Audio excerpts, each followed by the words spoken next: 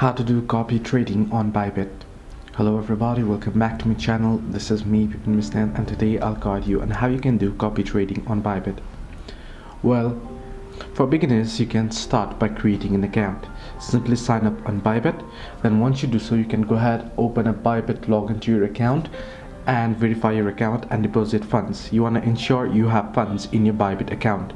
You can deposit crypto or fiat via the available options, right?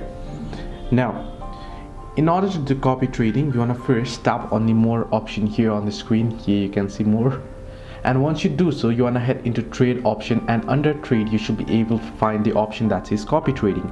On the screen here you can see right there, copy trading. You want to simply tap on it, and once you tap on it, you should be able to see the leaderboard here. If you head into all traders, you'll be able to see all the traders and if you head into subscribe, if you have subscribed, you'll be able to find it here. Now from the leaderboard or from the all traders, you can look into the particular trader. If you tap on it, you'll be able to overview the performance right here.